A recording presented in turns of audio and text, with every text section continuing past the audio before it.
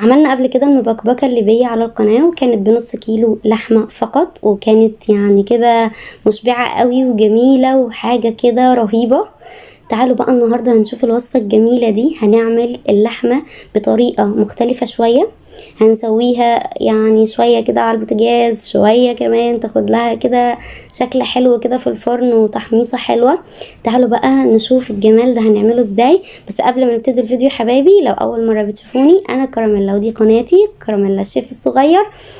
ما تنسوش الاشتراك في القناة ولايك وشير للفيديو لو عجبكم، علشان تدعموني وتشجعوني ان انا انزل لكم وصفات اكتر. وكمان منتظرة ارائكم في الوصفة لما تجربوها، وصور تجاربكم علشان اعرضها لكم على الصفحة بتاعتي على الفيسبوك باسمائكم. تعالوا بقى نبتدي كده في الوصفة بتاعتنا ونشوف هنعمل ايه. في حلة عندي على النار هنزل بملعقة كبيرة من السمنة او الزبدة لو انتي حابة، لكن لو نزلتي بالزبدة يبقى معاها شوية كده بساط قوي من الزيت علشان ما تحرقش معاكي. هنزل هنا بملعقة كبيرة هرمية زي ما انتم شفتم كده من الثوم. ولازم يا جماعة نزلت بثوم او ببصل لازم كده ننكهه بشوية ملح بساط قوي، لان احنا مش هنحط الملح دلوقتي بتاع اللحمة علشان اللحمة تستوي اسرع. الملح بتاع اللحمة بنحطه في الاخر خالص. هديها كده تشويحة يا دوب بس كده اشم ريحة الثوم الحلوة، لكن مش هحمرها ولا حتى لونها اصفر علشان لون الشوربة معايا ما يغمقش. وهنا بقى هبتدي ان انا انزل باللحمة اللي عندي، اي كمية الكمية اللي موجودة عندك، على نار عالية. هننزل باللحمة بالشكل ده بعد ما غسلتها كويس، وغسلتها كمان بالخل، نقعتها شوية وبعدين شطفتها كويس قوي وصفتها. وعلى طول هنزل بيها كده اديها صدمة. يعني ايه اديها صدمة؟ يعني لازم تكون النار عالية علشان تاخد الصدمة وما تنزلش كل السوائل اللي فيها، وتحتفظ بالسوائل اللي فيها وتبقى جوسي كده وطرية زي ما انتم شفتم في بداية الفيديو. فدي تريكايه مهمه قوي يا جماعه، ركزوا فيها. طيب هنا عندي الحله بقى ما كفتش كل الكميه، فعادي اديت لهم صدمه كده على الناحيتين، وبعدين ركنتهم على جنب كده في الحله. وعادي بحط الكميه التانية الباقيه اللي عندي لغايه ما اخلص كل الكميه اللي عندي بتاعه اللحمه واديها الصدمه المظبوطه. بعد كده هبتدي ان انا اقلبها شويه في التومه كده، يعني حوالي مثلا 10 دقايق. انا هنا بس مسرعه الفيديو علشان ما اطولوش عليكم اكتر من كده. فحوالي بعد حوالي 10 دقايق كده من التقليب مع التومة والسمنة، ابتدي انزل بمية مغلية. لازم مية مغلية يا جماعة، ما ينفعش في الخطوة دي انزل بمية فترة، لازم المية تكون مغلية. بعد كده هغطي، وهبتدي كل فترة والتانية كده اكشف الغطا بتاع الحلة واشوف هل لو في اي وش كده طلع على الشوربة من فوق، فلازم بنشيله بنتخلص منه زي ما احنا شايفين كده. طبعا انا هنا مسرعه الفيديو.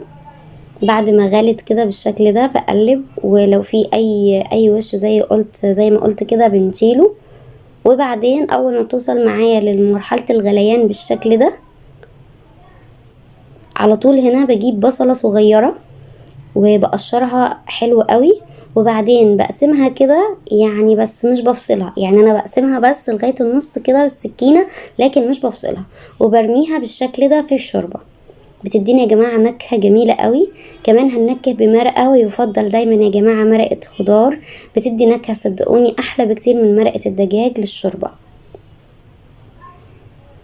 وخلاص كده هنغطي عليهم وهنهدي على اللحمة لغاية ما تستوي. طيب هتستوي خالص؟ لا، هنخليها 3/4 سوا. يعني ايه 3/4 سوا؟ شايفين جمال الشوربه فاتحه ازاي؟ وده طبعا يا جماعه لا حطيت ورق لورا ولا مستكه ولا حبهان ولا كل الكلام والحبشتكنات دي. وده لسببين. اولا ما بحبش ان انا انكه يعني اللحمه باكتر، يعني مثلا لو حطيت ورق لورا خلاص ما بحطش حبهان، ما بحطش مستكه، ما بحطش البهارات الكتيره، او يعني اكتر من نوع من البهارات النفاذه قوي علشان يعني ما تضيعش طعم اللحمه. لكن هنا مش هحط حاجه، هقول لكم هنحط الكلام ده امتى بالظبط. خلاص هنا زي ما انتم شفتم كده بظهر الملعقه دخلت خلاص فيها، لكن لو جيت دقت منها حته هلاقيها لا محتاجه كمان شويه. فهو ده 3/4 سوا، ان السكينه لا مش السكينه، ان الملعقه تدخل فيها يعني تبقى استوت، بس مش لدرجه ان هي هتتاكل كده. شايفين بقى لون الشوربه حلو ازاي؟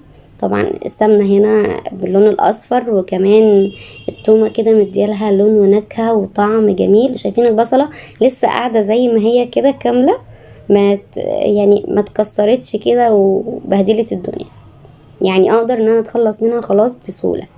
في الوك بتاعتي بقى هبتدي انزل بكمية حلوة كده من الزيت، حوالي 3-4 ملاعق يعني. وهنا عايزة سمنة تمام، مفيش ادنى اي اعتراض، او زبدة، لكن انا بحس بصراحة ان الخطوة دي بتبقى خفيفة قوي بالزيت وبتبقى حلوة.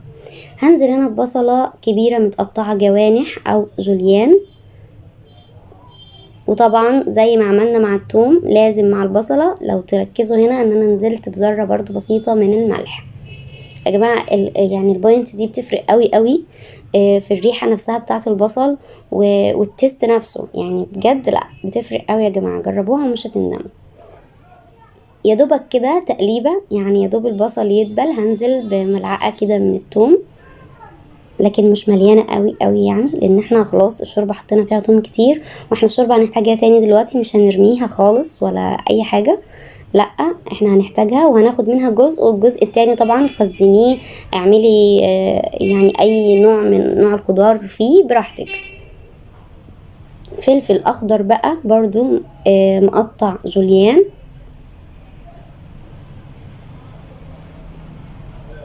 بصوا يا جماعة، كل حاجة كده تقلبتين على طول واضيف المكون اللي وراه، ما استناش الحاجة تستوي.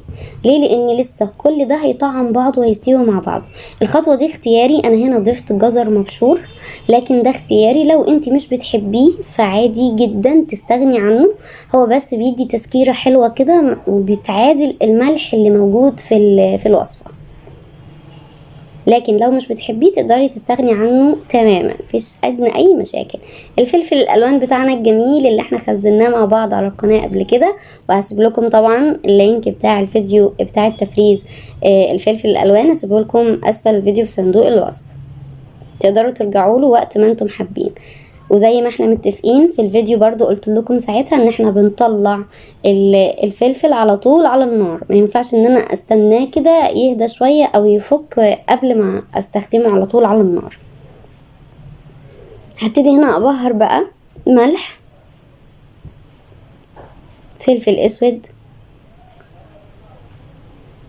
توم باودر علشان يعزز معايا طعم التوم، وحبة كده من الكركم حوالي ملعقة صغيرة، وكمان كزبرة جافة، ونقلب.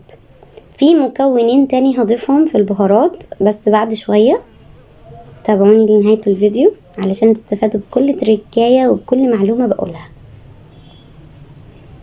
كل ده والنار شغالة هادي مش عالي، وزي ما قلنا احنا مش عايزين نسوي الخضار تسوية كاملة، هو يدوب كده بيدبل مع بعضه شوية يعني بسيطة خالص. هنا بقى بهرت خلاص بورق اللورة، حطيت ورق لورا خلاص، مش هحط حبهان، مش هحط مستكة. يا جماعة طعم اللحمة بيروح يعني ما بين كل الكلام ده، البهارات اللي ريحتها نفاذة قوي، لا طعم اللحمة بيروح فيها. وحطيت هنا ملعقة كبيرة من الصلصة الجاهزة او من معجون الطماطم وقلبتهم. بعدين هبتدي اضيف بقى الشوربة بتاعتي، هضيف قد ايه لغاية كده السطح نفسه بتاع كمية الخضار او فوق سطح الخضار بشوية. انا هنا ضفت كمية وبعدين ضفت كمية تاني لاني حسيتها قليلة، فزي ما انتم هتشوفوا لما اجي احطها في الصينية فانتوا هتشوفوا هيبقى القوام بتاعها ازاي. وهنا بقى اخر حاجة خالص حطيت كده نص ملعقة صغيرة يا دوب، يعني يا دوب كده حطيت نص ملعقة صغيرة من بهارات اللحمة، وطبعا يعني حاجة كده اساسية وهي الفلفل الاحمر يا جماعة، مفيش وصفة ولا اكلة بتحلو غير لما بتكون سبايسي بجد. هنا انا كنت خلاص دقت الملح وحسيت انها محتاجة ملح تاني، فظبطت الملح هنا. ففي الخطوة دي احنا بنظبط فيها الملح وخلاص كده. جبت بقى قطع اللحمة بتاعتي، شوفوا سبحان الله يعني بجد كانت قطع كبيرة، من شوية بقت صغننين قد كده، يعني مش عارفة اقول ايه، بس هي اللحمة كده يا جماعة. حطيتها خلاص في البايركس، طبعا تحطيها في صينية ألمونيوم او بايركس او تيفال اللي متوفر عندك. وهبتدي دلوقتي اضيف عليها الخضار بالشكل اللي انتم شايفينه ده. بعد ما ضفت الخضار هنا حسيت ان الخضار ناشف شوية، او اللي هو يعني السوائل بتاعته نشفت شوية، فلذلك ضفت شوية كمان كبشة كده من الشوربة. شايفين تحسوا كده ان اتشرب السوائل شوية يعني، فضفت عادي شوية من الشوربة، وبعدين قلبتهم كويس زي ما انتم شايفين كده، حوالي كبشة تانية يعني مش كتير، مش هنكتر لاننا زي ما قلنا ان هي مستوية 3/4 سوا. شايفين نسبة السوائل واصلة فين؟ يعني مش مغطية اللحمة اصلا ولا واصلة للسطح بتاعها. بس نقلب كده كويس قوي الخضار مع اللحمة مع الكبشة اللي احنا حطيناها في الاخر دي، علشان كل حاجة تمتزج مع بعضها. في الاخر خالص كده بحب اديلها لون كده حلو، فبضيف البابريكا، رشة كده بسيطة قوي من البابريكا. طبعا الشعنونة بتاعتنا يا جماعة اي حاجة تدخل الفرن لازم رشة جوز الطيب، دي حاجة اساسية بتديها نكهة رهيبة، لكن بحطها على الوش بس، يعني رشة بسيطة قوي. بعد كده غلفتها بورق فويل وورق زبدة من تحت منه، ودخلتها فرن مسخن مسبقا على درجة حرارة 180 أو 160، يعني ما تزوديش من 160 ل180. قعدت معايا حوالي نص ساعة، من تلت ساعة لنص ساعة. بعد تلت ساعة شلت منها الغطا واديت لها الوش الحلو ده من خلال الشواية، وشوفوا بقى الجمال. تتقدم جنب رز، تتقدم جنب مكرونة، تتقدم زي ما انت حابة زي ما انت عايزة، يعني بصي لكي مطلق الحرية بقى. بصي الجمال يا جماعة بجد، وهم تحفة تحفة قوي. انا واثقة انك هتعتمديها، جربيها وهتدعيلي، بجد جميلة قوي قوي قوي. ولا يا جماعة بجد طعم الخضار في حتة تانية. يعني بصي اصلا ميزتها انها مش بتحتاج طبيخ جنب منها، يعني مش محتاجة ان احنا نعمل ملوخية او بامية او خضار اي حاجة، لان كده الخضار منها فيها، يعني الخضار بتاعها اللي احنا بنحطه على الرز ده منها فيها خلاص، مش محتاجة حاجة تانية. لو عجبكم الفيديو ما تنسوش اللايك والشير حبايبي، اشوفكم في فيديو جديد ووصفة جديدة. باي باي.